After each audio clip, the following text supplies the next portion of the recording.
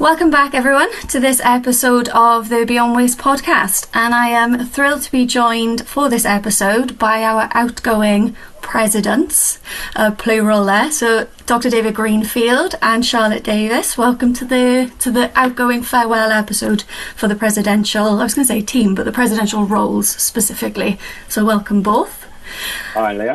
So in terms of today's episode, what we're going to do is take a little look back at your years, or 2 years nearly, if you're Charlotte, in your role. Also reflect a little bit on the sector, and then also what we hope is to come in kind of the next year and looking ahead. So an opening question to you both. How would you each sum up your presidential time in one sentence? David, we'll come to you first. Very simply, it's been an absolute honour to represent all of the CIWM members and to go and meet so many of them and meet all of the regional committees, be hosted by them, and essentially be the face of CIWM. It's been a true honour. Perfect, thanks, David. I feel like there was a lot of commas in that one sentence, but that's a great answer. Charlotte, over to you. Likewise with David, it's been an absolute pleasure to represent the membership and also be the first early careers. I felt like that was quite an honour as well, just to step up. But for me, it's been an overwhelming level of enthusiasm. I think that I felt that's kind of my short and snappy sentence. No commas there, David. Perfect, thanks, Charlotte. That's great, and great to see that you felt that level of enthusiasm as well. So, coming to you first, David, as our currently outgoing president, how have you found the actual presidential role? Obviously, you've been involved with CIWM and CEI for a very long time, but specifically within the kind of year as president, how have you found things? Yeah, it's very interesting. I've been involved in CIWM and Circular Economy Institute now for 24 years, nearly a quarter of a century, which means that I've had lots of different roles in the CIWM, been past trustee, chair of different groups. And I think for me, one of the key things has been the fact that I'm taking away the action of trying to get this report done, trying to get this document finished into representation. And speaking on behalf of members and trying to give the membership a voice, whether that's through the individual regional centres or whether that's individually from members that have come to speak to me at various points. So for me, it's been a completely different role to what I've done before. And it has been a huge honour to be able to speak on behalf of the 7,000+ members that we have across the organisations. But also, of course, there's some nice bling that goes with it. The chain's quite good. You get a little medal. That highlights the historic nature of this role. CIWM is over 100 years old. It represents people that have been supporting humanity in the UK for over 100 years. So, it's been a real honour to be president, and I found it thoroughly engaging, thoroughly interesting, and very, very insightful to individual members as well. Yeah, it's really interesting, isn't it, when you kind of think about the legacy of the role, and I don't think a lot of people, maybe outside of the organisation, actually understand how long we've been around for and how kind of pivotal that presidential role is. So kind of with that in mind as well, in terms of the last year, what has been that kind of one specific highlight that you can think of? I'm sure there's many, but one specifically that stood out, or one defining moment as part of the role that kind of really think back and think, wow. I think it has to be, other than all of the brilliant regional events that I attended, had to be representing CIWM at the International Solid Waste Association conference in Buenos Aires last year. As hosts for this year, in case you didn't know, we did an Olympic-style handover. So the president of the Argentinian Waste Management Organization handed me, as president of CIWM, the flag for hosting ISWA 2026. So that has to be one of the highlights of the year, not just for the fact of going to Buenos Aires and popping in on Rio on the way back. But the fact that CIWM are going to be hosting ISWA this year, and that at an international stage, CIWM is very relevant and a force for good. Definitely, yeah. Coming on, just as we've mentioned, ISWA for this year, what are you excited about for that? For those who don't know, so ISWA is the International Solid Waste Association, and every year ISWA run a World Congress, and CIWM are really excited to be hosting that event for them this year. So yeah, I'll come to you both. What are you both looking forward to for the London Congress in November? Charlotte, why don't you go first? Oh, yeah, I was going to say I'll jump in. I think for me, I'm most excited because I haven't really attended many sort of global scale events. I think for someone in their early career position, often you're very much focused on sort of local or regional events, or I guess waste management processes or anything like that. So for me, it's just really the regional scale. I think learning, obviously, there's a focus on the UK and London, but learning outside of just the usual banner, I guess, that I work in. And I guess the networking opportunities that come from that as well, with the sort of attendees that are going to be there. So yeah, that's the exciting bit for me, but probably not not that exciting considering I haven't been to many global events before. It's interesting actually. So I think I probably went to my first ISWA about the same age you are now, Charlotte. So back in 2003, I went to Melbourne and presented there about my first major waste project, which in itself was so insightful. I've still got colleagues that I communicate with from that congress there.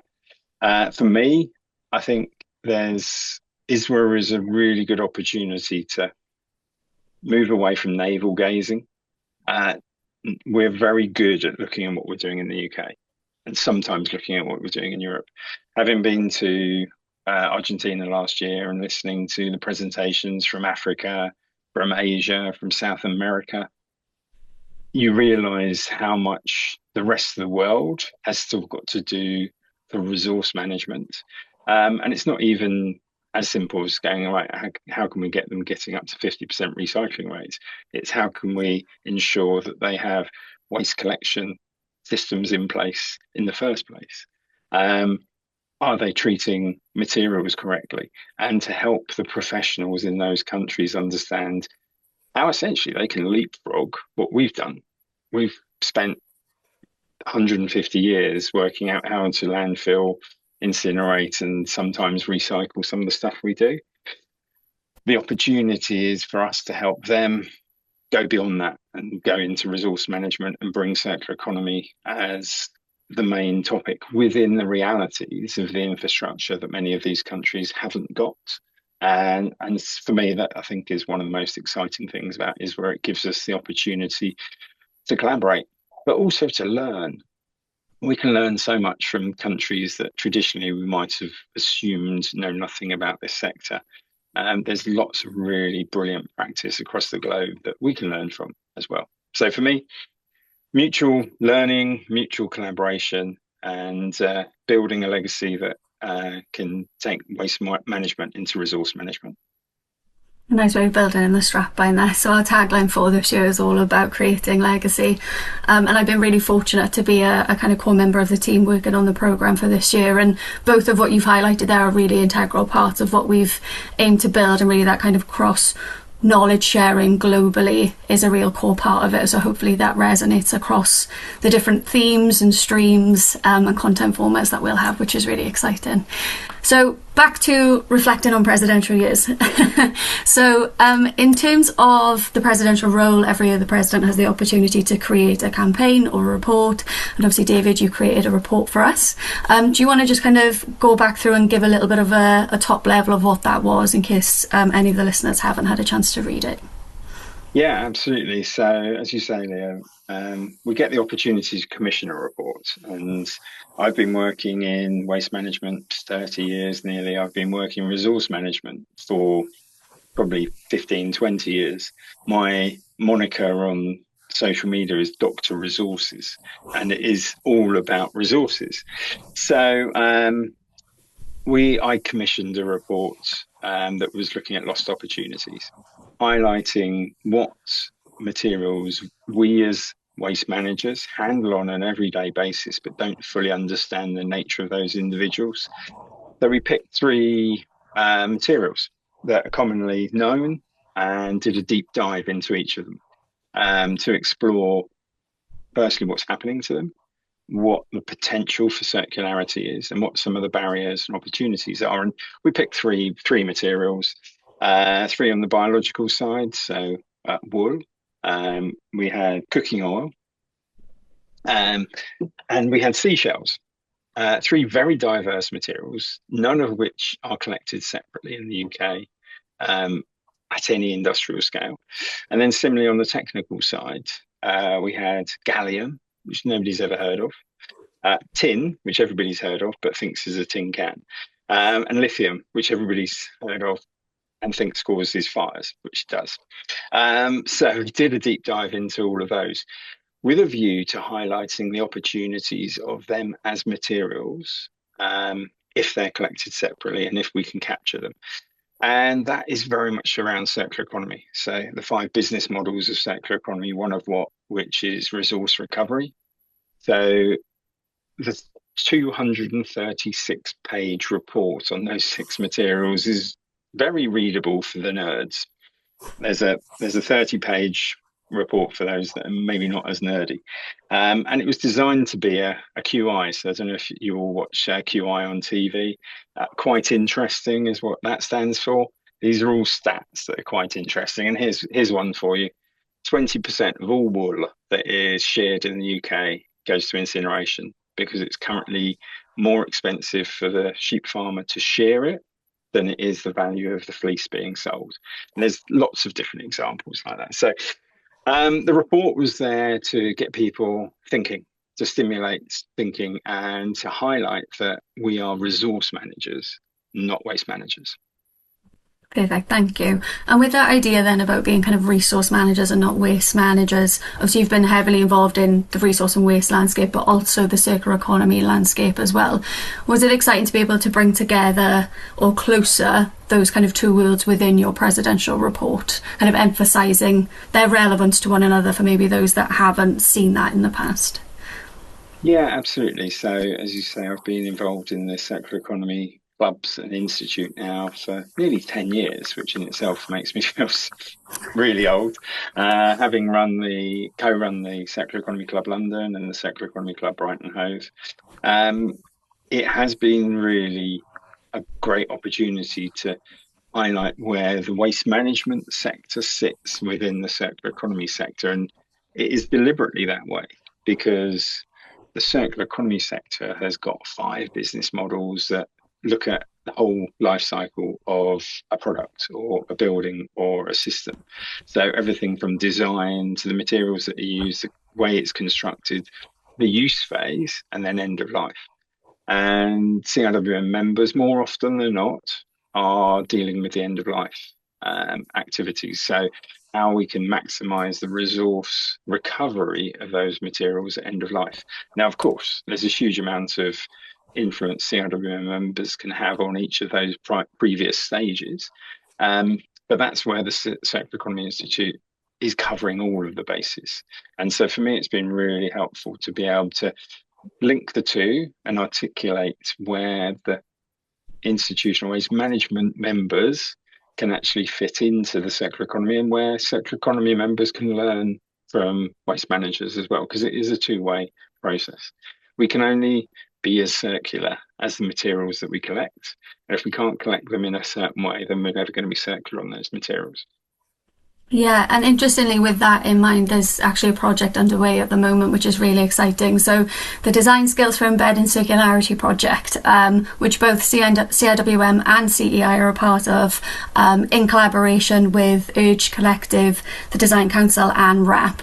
And the kind of aim of that project is supporting new methods for the practical exchange of skills and knowledge, bridging the gap between the design and waste and resource sectors, as we've been talking about, to drive real change. As someone who's been kind of championing that message for so long, how exciting has it been to see that project come into fruition, and obviously be involved with that through your role at Tech Take Back as well? Yeah, it's absolutely critical. I think Sophie Thomas, who's leading this along with others, Sophie and I have been working together too long. Uh, Sophie, Sophie ran a project, literally, I Let's hope think it she was. doesn't hear that. Oh yeah, we won't go into ages. Sophie ran a project for the Royal Society of Arts just over a decade ago called The Great Recovery, and that was designed to get designers of products understanding what happens to their products. And essentially, 80% of products that are put on the market are waste within six months. So for the design skills for embedding circularity projects to actually bring designers together and get them going through that narrative again is vitally important, because the people that design the products that end up in our bins need to understand that life cycle. So as part of that, Tech Take Back, we ran a disassembly. So we got all of the architects there, architects and designers, sorry, at the Brighton Waste House, which is the first building in Europe that is made out of 90% post-construction waste, living laboratory at the University of Brighton. So we had them all there, and I gave them 25 laptops and said, right, you've got an hour, take it apart. Tell me what materials you've got. And I was a bit naughty, but I gave them some really good screwdrivers, some really bad screwdrivers, and no advice at all on how to do it. One of them took 25 minutes to get the back off. And Wow. it's not because they weren't skilled people, it's because the way that that laptop had been designed confused the most articulate person, i.e., to get the back off, you had to take the keyboard off to get at a screw that was underneath the keyboard. So that experience helps designers understand what happens to products when they need to be repaired or when they need to be taken apart, that they need to design for the whole of the life cycle rather than just let's create something funky that somebody can look at and go, wow. When actually it's all about understanding the life cycle. So as Tech Take Back, we were really pleased to get them learning that, but also it meant I got 25 laptops disassembled for free, which was even better. But we actually recorded an episode that will be released shortly with Alexi and some of the team that are on that project. And one of the participants raised a really interesting point around wireless earphones. And the fact that it's kind of, again, an example that she was like very openly said, like, I'd never really thought about how they would be disposed of or reused in any way. And then as soon as you see them on the assembly line and the volume of them, like the sheer volume and the challenges that then comes with those little batteries within tiny appliances, yeah, she was like, my mind was blown. So yeah. I think it's such a pivotal conversation, and it's great to see it coming to life more. It's absolutely true. And we did take apart some headphones for exactly that purpose, but also toothbrushes, electric toothbrushes. We as a sector are always talking about batteries and the cause of multiple fires, and there was another few last week. And we have to, as resource managers, understand where these potentially flammable items are. And they're in toothbrushes, they're in headphones, they're in clock radios, if still people still have clock radios. They're in pretty much everything that is electronic. Even if you've got a power source, there's probably going to be a battery sitting in there as well. So, yeah, absolutely. As resource managers, as circular economy managers, it's not just understanding the opportunities for circularity, but it's understanding where there are potential causes of linearity through products not being able to be captured in the right way. Yeah, for sure. I wonder how many of the early careers team have clock radio, Charlotte. Coming on to an early careers focus now. Do you know what they are? Many. Yeah, I'm not sure many. So with that in mind, how has it been to be CIWM's first ever early careers president? Yeah, it's been an amazing experience. I think I joined CIWM and became president relatively within the same period. So I guess I wasn't really an established CIWM member in terms of understanding how it works, which was quite a good position to come in from because I could ask a lot of the questions that perhaps somebody else would know. But yeah, being the first ever one's been really great. I can't thank the team of ambassadors that I sit with. They've been incredible. Everybody's got sort of different skill sets, different experience levels to bring in and sort of contribute to our overall goals. So yeah, the team of early careers ambassadors have been amazing. I think being the first ever one, there's been some maybe challenges around just like the governance and the practical implementation of a team, especially when we're all volunteers. And again, still early in our careers, sometimes it's harder to take time out of the day job when when you're not necessarily a director or someone sitting on a board. So yeah, there's been lots of different challenges like that, but overall it's been incredibly rewarding. I think it goes without saying that we've had a huge impact across the CIWM team and within the sector already. And I know Emma, when she takes over, is really keen to continue that, and the team of ambassadors as well that will support her will continue that sort of goal. I think for us, when we first started, it was really just embedding ourselves in the existing groups and structure at CIWM. And that's kind of well underway. You know, we sit on the SEGs, we sit on the Policy and Innovation Forum. I sit with the trustees on the trustee board.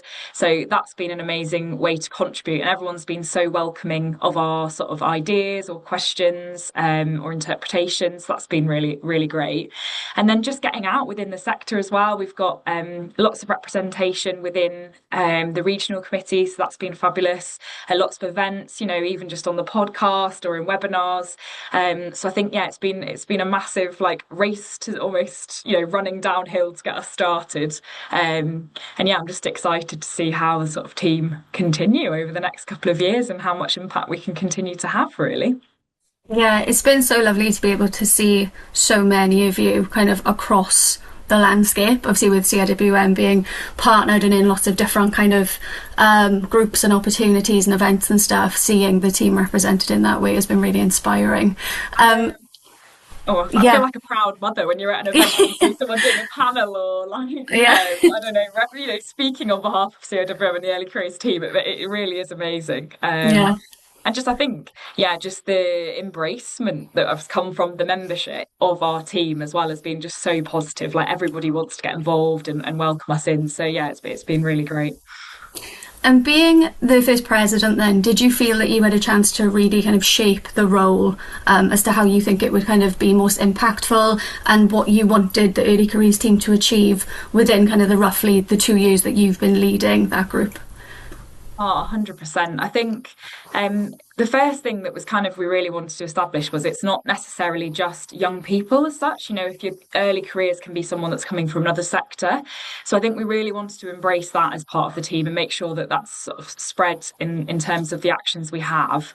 I think as well, in alongside that, coming into the sector sort of with some fresh ideas or new perspectives, perhaps not graduating that long ago. Some of the team are, you know, within their first year of graduating. We've got that really interesting perspective, or, you know, we can lean on our experiences of how we got into the sector. And a lot of us perhaps didn't start out with wanting to join the waste and resources sector. We probably didn't even know it existed. I know that's definitely the case for myself. I literally had no idea.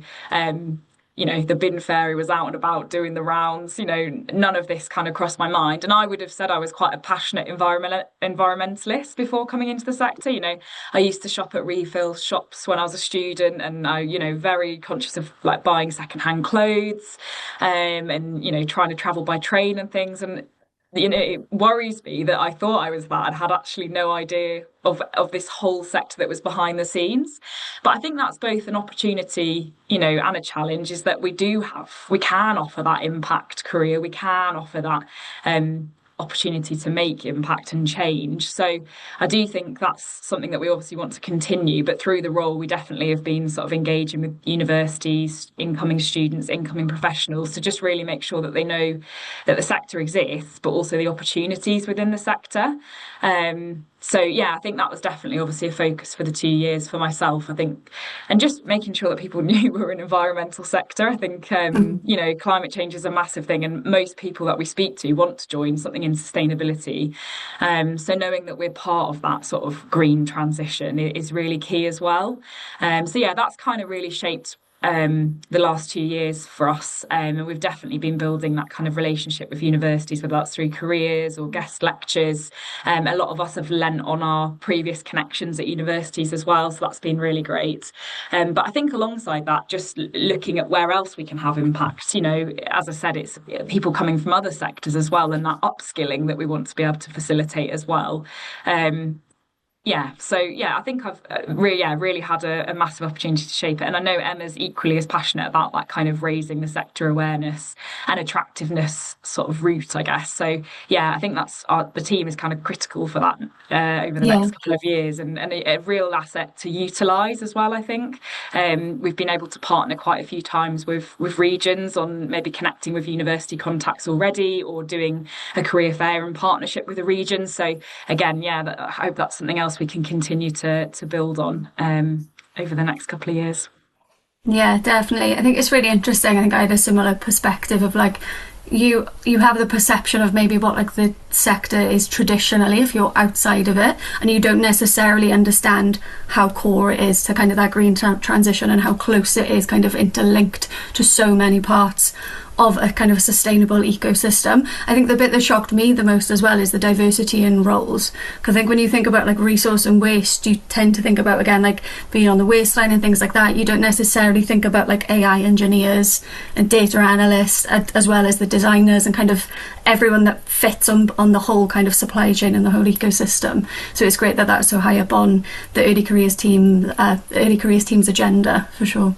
I think, yeah, and even in the team, we have quite a few people that represent that, in the sense of case studies that we've been able to develop. And we've also been really keen to maybe work outside of the team as well and showcase some case studies within the sector. But you're so right, like the kind of, you know, when you speak to somebody and they ask what you do and you say, oh, I work in the waste and resources sector, and you kind of just have to defer to recycling or waste management. They don't really, like, I don't really work that closely with waste management. It's more like compliance and environmental services. So yeah, no, it's, totally. There's so many jobs, or I guess, a vast spectrum of options when you're coming in. And I think the next question is probably going to be quite a hard one when you think about the span of how long you've been in the role. And again, probably similar to David, many highlights. But if there is kind of one highlight or defining moment that kind of stands out to you in the nearly 2 years that you've been Early Careers President, what would that be? Really hard question. I think, there's been so many exciting things that I've done over the past nearly 2 years. For me, I think it's got to be when we did our dedicated networking session at RWM. I think having been to RWM every year since I joined the sector, and I probably the first time wandered around a bit like, you know, try to stick to a colleague, or, you know, try to find a talk but I didn't really speak to many people, to then the transition 4 years later where the early careers team and myself set up a dedicated networking spot on the agenda where people were able to come and meet like-minded professionals. And it was just so great to meet people across the sector, you know, coming together, add them on LinkedIn, have them as a contact going forward. And I think that was just a really nice, even though it was quite informal and flexible, it was just a really nice opportunity to bring everybody together.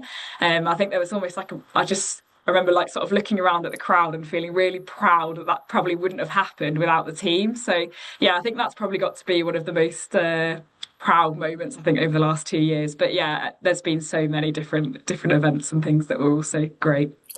It was definitely the after party to be at, wasn't it? For sure. Being at that, I was there, and I can definitely vouch to that vibe. I think I took the selfie, didn't I? The after party, I think the early careers team dance moves probably stood ahead of some of the other. Yeah, did some of the heavy lifting. Awesome, fab. And it's something we've kind of touched upon already, but keen to kind of delve into further to hear your thoughts on this.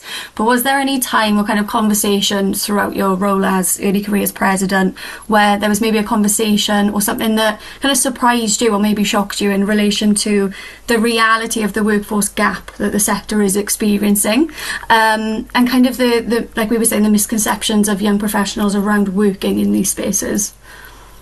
Yeah, I think the real shock for me really has to be potentially like the lack or like the decreasing level of waste and resource focus within university courses or schemes. I think because I did geography, which is a bit more, a standard subject, and then having fallen into the sector, I look back now and even in geography, there was pretty limited reference to the circular economy, waste management, anything like that in relation to the broader climate change agenda. And I know that we are having an impact and change is happening, but I think it just really shocked me that most people you speak to have had to come through another avenue. So, the work that CIWM and the early careers team are going to combat this. But yeah, I think that was probably the biggest shock when I first sort of took on the role and looked at the, whole agenda that we were kind of facing. But yeah, that I think as a gap, that's the excitement, isn't it? What can we offer incoming students? Who can we partner with to offer those services? I know that the hackathon we did it was quite a while ago now, wasn't it? Last November, I think it was, yeah. Gosh, yeah. And that engagement with students was brilliant to see. And I think events like that really just can help that momentum roll. So yeah, that's probably the biggest sort of shock, I think, in the sense it's very much you're coming from another sort of studying to, and I guess then having to learn on the job rather than sort of learning through a dedicated, I guess, degree or course. Yeah, definitely. And in terms then, kind of with that in mind, how do you hope to see early careers opportunities both within CIWM and the wider sector evolve over the coming years? Yeah, so I think what's really important is we kind of talk about sector attractiveness, but if people don't even know the sector's there, that's like the first big step, isn't it? So I think, continued engagement with the university, schools, colleges, anything like that we can do to ensure that there is representation of this job within career fairs, and it's not this job, it's any job within the sector, and it's so vast. And I think what's super exciting is that there's jobs that will be coming, 2-3 years down the line that we didn't even know would have existed. So I think that's something that we can definitely lean into as we sort of transition into that circular economy and how roles evolve within that. So yeah, I really think it's getting those case studies out there, engaging with the academic institutions or the schools or the colleges, whoever that might be, but equally building a community for people to join once they get into the sector. I think that's definitely something Emma and I have spoken about sort of the next kind of focus is that we're very conscious. So we've had this impact, we're now within the sector vision, I guess, through events or whatever that might be.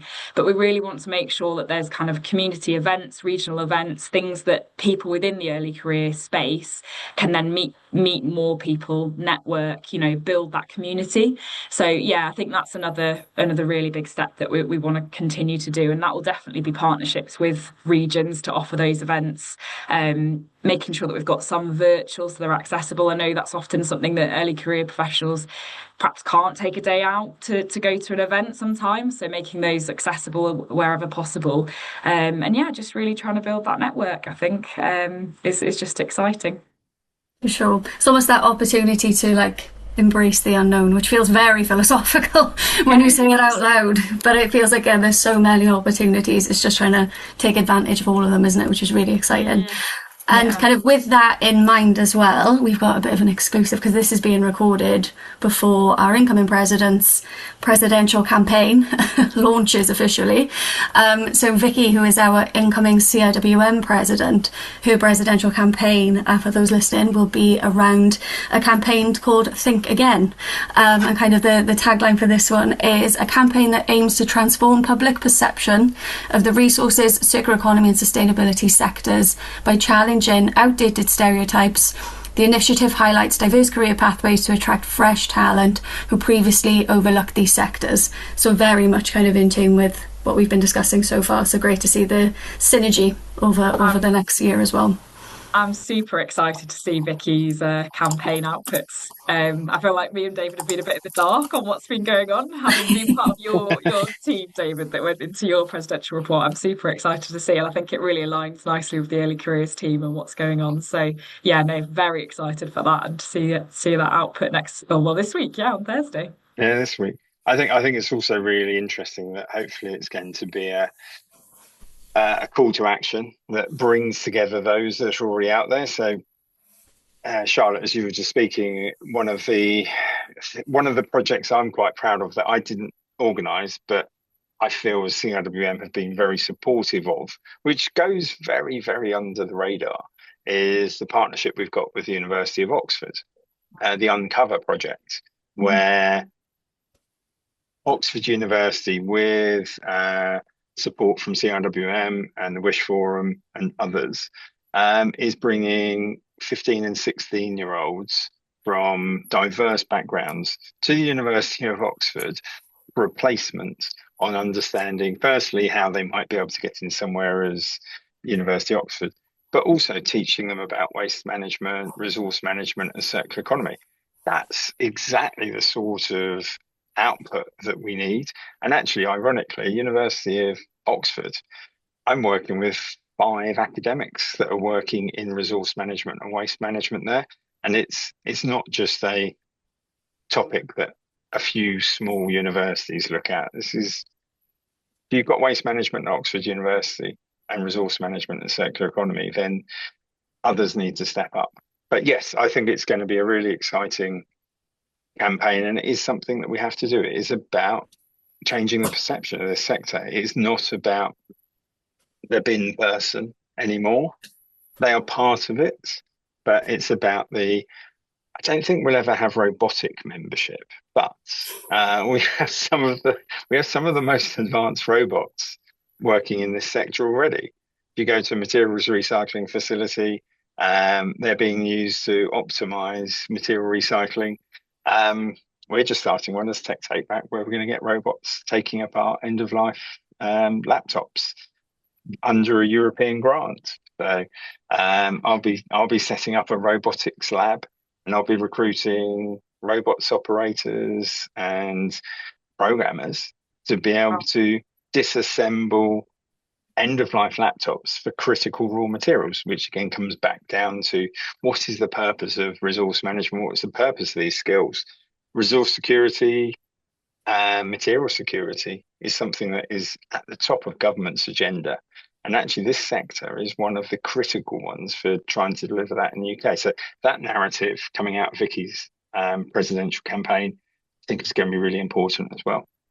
Yeah. That feels like a really nice site visit. Maybe we could come down for do a bit of live streaming, show everyone the robots in practice, which would be really cool.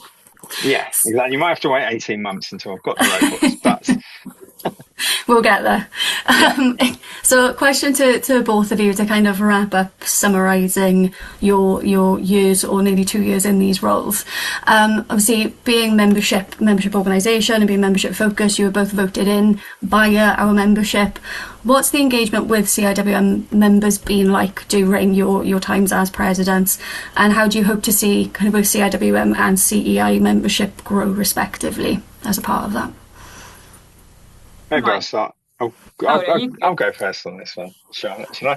I think we have for most people that don't realise, we have a lot of regional and membership opportunities to collaborate. So we have the membership council, we have the regional chairs, we have the trustee board, we have the SEGs. There's lots of engagement opportunities, and quite a lot of that is online, which makes it accessible. So I've been really lucky enough to chair quite a few of those meetings and see a large number of members through that. I think one of the areas that has been most rewarding happens to be the Christmas activities. I ended up going to Belfast, to Glasgow, to London, and speaking online to all of the regional centres. And that really it's a two-way thing. It makes members in the region realise that, yes, as presidents, you're not untouchable. You're there to be talking to people, listening to people, and trying to get their messages across, but also learning from them. They're doing brilliant stuff on the ground. And for me, the role of president is being that conduit. How can we take information from individual members and feed it into the CIWM as a whole, whether that's the trustee board, whether that's the executive team, whether it's another region, collaboration, and recognizing that we have some brilliant members. In fact, all of our members are brilliant. Some are more brilliant than others, but they're doing so many different things. So for me, that working with members and getting their feedback has been really, really important. And then the same with Circular Economy Institute as well, as an emerging sector, working with the Circular Economy clubs. And we've had the pleasure of running a training program for 17 businesses in Brighton as well, which has been very rewarding to see the collaborations that have come out of that. And one in particular, one restaurant has got loads of cardboard, and it's been taken by one of the other members to now become packaging for that restaurant. So perfect circular economy by working together, which wouldn't have happened if we hadn't done this training program. What about yourself, Charlotte? Yeah, so I think to echo everything David's just said, to meet people and learn from them and understand what they're already doing. I think within the early careers, a lot was being done already, but perhaps just independently. So it's really nice to hear and support that, but also learn from people's experiences within regions or groups that already existed. I think for myself, it's been amazing to see, just even in the 2-year period, a transition. I think I moved to Glasgow relatively soon after becoming the early careers president, and within that I went to my first regional event, and just to see how many fresh faces and early careers people were at the event sort of 2 years on has been amazing. And I think that's definitely representative of a lot of the other events that I've either been on virtually or seen in person. So yeah, I think just the ability to embrace, that early career position within the membership and that community has been really positive. So yeah, I think it's just really exciting to see how that continue over the next couple of years. Well, there's one little thing I'd like to add to that, Charlotte, and I think for me, and I don't know about yourself, but being a resource celebrity at the Scottish Christmas dinner, where we were getting a lot of the students asking to take selfies with us, that was a highlight, most definitely, because yeah, the bling out and everyone coming over onto your face. So yeah. Yeah. It felt very strange. You're like, really, you want a picture with me? But yeah, definitely. We should have got you your own little photo booth area. So it's like, come and meet the celebrity and have your photo shoot. Exactly. Maybe we'll make a note for the next one. We'll tell the operations team to have a separate space for photo opportunities. Awesome, thanks both. So kind of zooming out kind of from CIWM and thinking about the sector as a whole, so thinking about resource and waste, circular economy, and kind of everything that we touch as part of that. What do you think has been the biggest driver for change within the sector during the last 12 months? Charlotte, I'll come to you first. I think just thinking about the last couple of weeks and what I've been doing in the world of packaging and packaging waste regulation in Europe is a massive one that's impacting businesses. And I think we are seeing some regulation coming in that is having massive impact. And I think that's just probably going to mirror for other waste streams as well. And I know we have some delays in the UK for some regulatory drivers. But yeah, just in my personal space in packaging, that's been a massive one that we've seen sort of causing a massive rush to get compliant and ready. So I think I'm just excited to see how the government, but also sometimes voluntary actions can also help to drive that. So yeah, I think that's something to wait and see for the sector for the next 12 months for sure. David? I'm going to zoom out even further. I think the Iran war has been a significant factor in terms of not changing the sector, but making the sector and other sectors understand the value of materials. Resource scarcity is on the agenda now, and we're starting to see the waste management, resource management sector understand the opportunity of resource scarcity. So for me, that's one. EPI already been mentioned. We have lots of acronyms out there, ETS, as well. That's been very there. DPS and many TLAs, three letter acronyms, and FLAs, four letter acronyms. But I think actually, for me, the biggest driver for change is coming from Europe at the moment. Europe is dictating with the Circular Economy Act a huge number of opportunities, digital product passports, life cycle analysis, and really getting the European sector to start embracing circular economy. That hasn't fully transitioned into the UK yet, but government is essentially saying, well, why don't we just let whatever Europe's doing happen over here? Because most of the companies that are doing it in Europe are based here as well. So why put in a completely different set of regulations and policies to Europe when actually let's make it as efficient and manageable as possible? So there's been a lot going on, but I think strategically we're starting to see a shift at a European level towards circular. But anyone as well who doesn't understand the acronyms being thrown around, I'm sure on the CIWM Knowledge Centre there's a bit of an index for all of these three letters that you're hearing, so do head over there. We'll put a link in the bio to it. There used to be a 101 acronyms for waste management. When I was Charlotte's age, oh, wow. I used that for my dissertation. For the waste sector. Yeah, there was no chat GPT for you, David. No, definitely. There wasn't a computer for me on my dissertation. Oh gosh! So coming back, no, that's a lie. Only on the first year I didn't have a computer. Anyway, coming back to the topic. Go on. Yeah. So coming back to that idea of kind of resource scarcity and resource resilience, obviously, as you've mentioned, obviously the war and everything else happening kind of politically with a lot of instability in the world at the moment and ongoing. There's naturally a big focus from government around, and not just the UK government, governments everywhere, around this idea around resource resilience and securing resource to support infrastructure, etc. We know that obviously the resource and waste sector has a real opportunity and a critical role to play in that. How do you think we show our relevance to those outside of our sector? Because sometimes there is this kind of narrative that we're a little bit of an echo chamber. Like, we all talk to one another, we all know how important we are. But kind of getting that message beyond that barrier can sometimes be quite challenging, where people don't necessarily, as we've been saying, understand maybe the role of what we do or the diversity and the opportunity of what we do.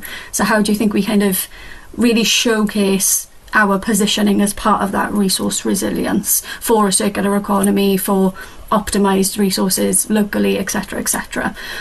Charlotte, I'll come to you again first on that one, because I feel like David will have, otherwise he'll take all the points. Yeah, thank you, Leah. Yeah. I struggled to ask David, I'm sure, for that question. I think for me, in dealing with businesses every day, it's the cost. We've got to lean into that cost. You know, unless we start to embrace resource resilience, and we've seen this with a lot of the political instability, materials aren't available at the cost they would have been available before. And we often find, I mean, definitely working with companies at Beyondly, sometimes that, you know, they worry about that, but then when they actually see the cost impact or the benefits, I think plastics is a great example at the moment, where polymer price is increasing massively and recycled content might be a better opportunity at getting lower cost. Not always the case, but in the last couple of months it definitely has been driving towards that. So yeah, I think for me it's cost, and until something actually probably makes financial sense, it often isn't really taken with seriousness at board level or senior level. But yeah, I think that's probably what we've got to lean into. And I definitely think that is coming. We're definitely seeing sort of like more description of the circular economy as a growth plan, or you know, it is economics at the end of the day, isn't it? We've just got to shift that mindset of how it's played out. Definitely. I think I'd agree with everything that Charlotte said. For me, it's about finding the right champions and finding the right people. So traditionally, when we talk about waste management and resource management, the echo chamber is that we'll have a meeting of CIWM members that are all working within the sector. Actually, to accelerate circular economy, we need to be talking to procurers. We need to be talking to planners. We need to be talking to economic development professionals. We need to be talking to politicians to help them understand the opportunities for green jobs. And so our language has to adapt to the national narrative, not them adapt to our narrative. And that's the bit we haven't been that good at in the past. So we have to talk as resource managers, as managers of precious resources, as managers and stockholders of materials. That's a very, very different narrative to we're picking up the bins.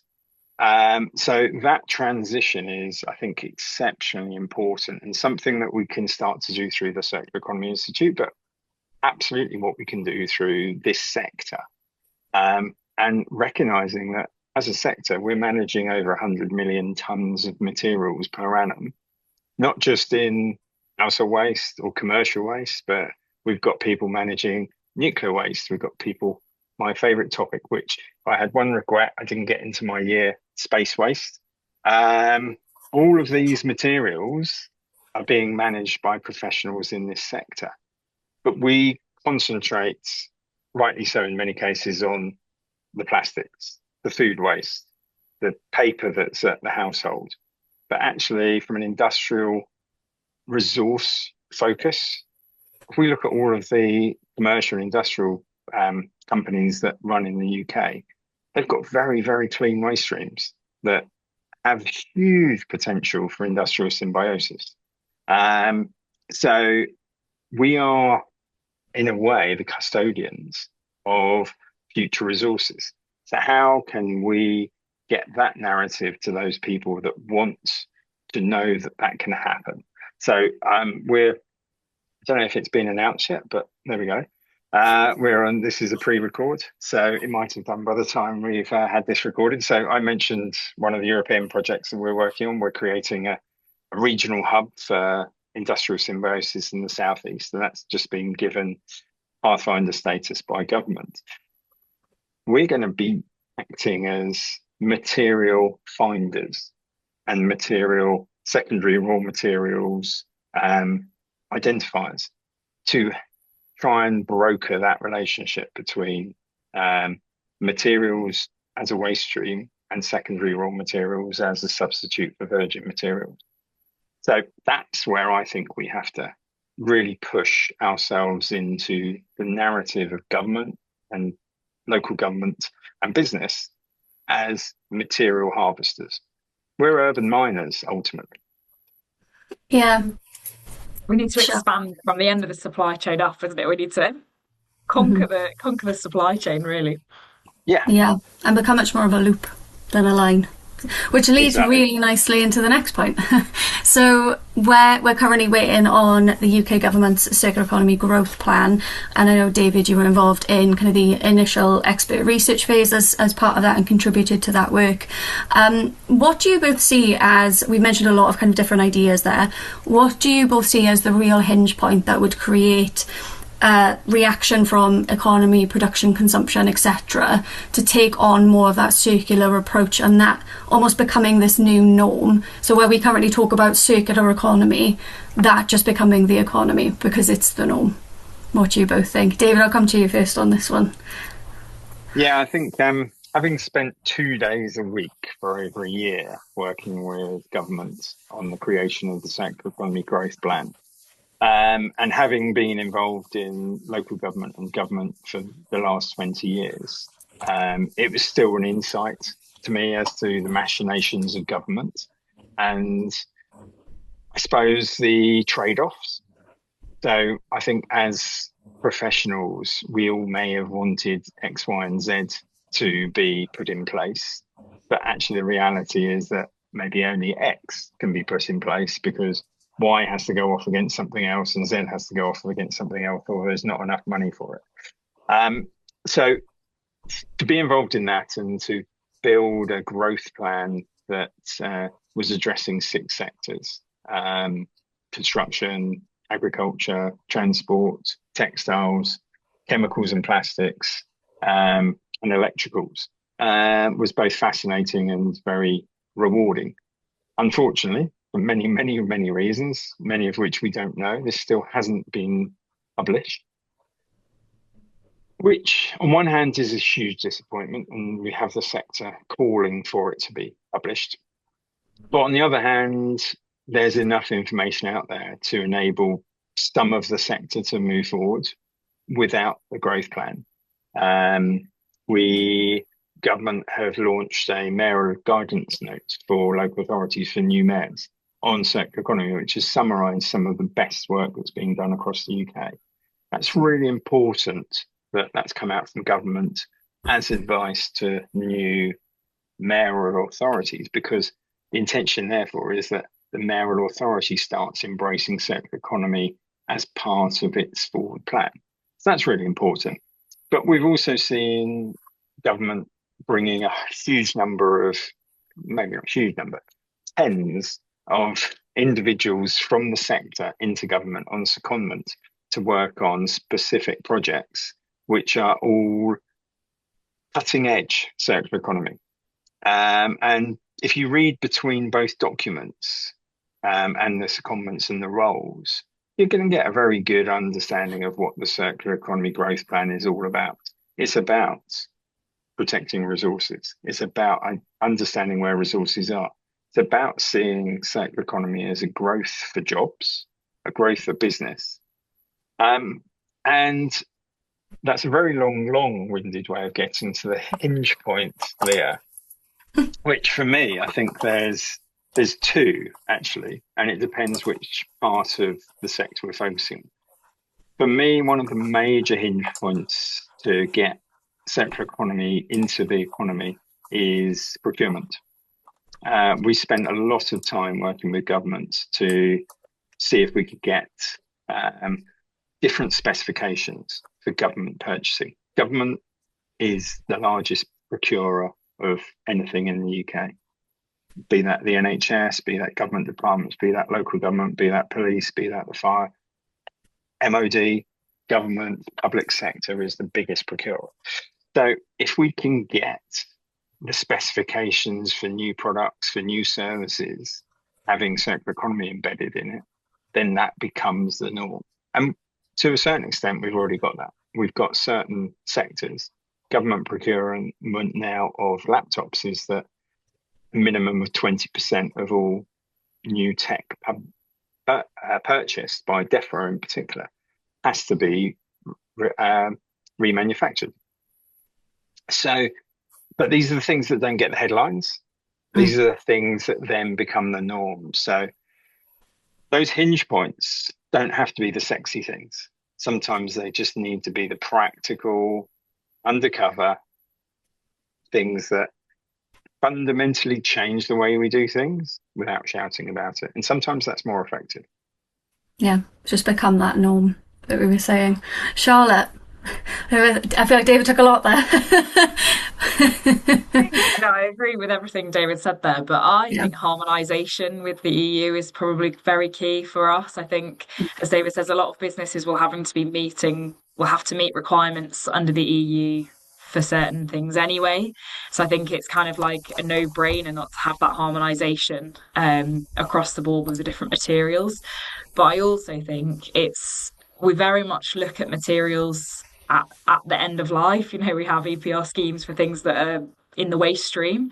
And I know that EPR does aim to impact design and things like that through eco-modulation, but I think it's really leaning into that more with things like eco-design regulations or durability scales, and making that available to the consumer I think is really important to sort of guide purchasing decisions. I guess in a roundabout way I'm tying back into what David said around procurement and purchasing, but maybe from a consumer perspective. But yeah, I think those would be the sort of two bits: harmonisation and the real design focus. Yeah, perfect. Thanks both. So starting to kind of wrap up then, we've got some quickfire questions to end this episode of the podcast. So, short, kind of brief answers to these ones. If you could pass one policy or piece of legislation tomorrow to accelerate the circular economy that we're going to label the economy because it's the new norm, what would it be? Charlotte, I'll come to you first. Gosh, that's hard. I think just leaning on what we've both just said, I think it'd be something to do with procurement of second-hand products or second-hand goods. I think I don't know which sector that would be for, but yeah, something around that, I think. Yeah. David? For me, I think it would be of that ilk, but it would be more specific on having a VAT relief on repair and secondary raw materials. Currently, it's completely the other way around. If you're building a house, virgin materials are VAT free. And actually, you have to pay VAT on secondary raw materials. So the incentive is entirely the wrong way. So that, for me, would change things very, very quickly. Perfect, thanks both. Next one. What advice would you give to a young professional entering or considering joining the resource and waste space today who wanted to really drive systemic change? And Charlotte, I'll come to you first as our early careers current president. I think if you're joining the sector, I think it's really about thinking outside of the box within that sector thinking space. I guess we've talked a lot today about collaboration, haven't we? And learning from other sectors, learning from different people, from different even areas, whether it's private business, public, whatever it might be. So yeah, I think it's really that collaboration is just really crucial. And looking outside of just your sector into the whole system would be something that perhaps I didn't maybe realise as much when I first started, that how important that is. Yeah, that's really nice. And David? Yeah, I think building on that, one of my roles as visiting professor of circular economy is to help engineers understand their position in the life cycle of things. And I think an unblinkered approach is absolutely necessary for the future. Understanding where, and as Charlotte said it earlier, we need designers to understand how materials are used at the end of use. And again, that narrative change, we're not talking about end of life, we're talking about end of use. There will be some points where it's end of life, but you can't reuse a multi-layered material because of the glue and all the different materials and the cost of disassembly. But you can reuse a single polymer material when you have a digital product passport and know the materials of it. So that is absolutely critical, that the young professionals coming into this sector are going to become urban miners. They're going to become resource managers. They're going to be resource resilience specialists. So that is a very exciting place. And I set one of my teams a little challenge last week, which I'm still regretting, but also not. We want to get some of the gold out of the laptops that we disassemble using robotics into either the moon or the Mars base, because why not? It should have secondary raw materials in it. So that's our challenge, and that's the sort of breadth of opportunity this sector now has. Yeah. Always coming back to the space junk, but that wouldn't be junk. So we're space resource, should we say? Absolutely. Awesome. And last question to you both, and this is something we'll bring into our incoming president's episode. What piece of advice would you, Charlotte, give to Emma, and you, David, give to Vicki, respectively, for their incoming presidential years within your current roles? And Charlotte, we'll come to you first. Yeah, for me, it would be really lean on the regions. They're a hot spot of knowledge, skills, experience. And I think when you do speak to them, they've got so much to offer and are so willing to support the early careers team. So for Emma, I think she's very very active part of her region. So I'm sure she'll know this already. But yeah, definitely was something I found in the 2 years. That's lovely, thank you. And David? I think very much of a similar ilk, but to Vicki in particular, it goes really quickly. Embrace it. while you can. And it's exceptionally rewarding. The more that you can give to the membership, the more you get back. And at the end of the year, look back with gratitude for the members, but with proudness of what you've been able to achieve in that year as well. Awesome. Well, what a lovely note to wrap up on. Thank you both for your time to record today with us for this episode. It's been great to chat to you both about your reflections of your roles, what you're hoping to see kind of coming in the future. I feel like there's so much opportunity, as we've been saying. It's almost how to take advantage of all of it, but that's a good challenge to have.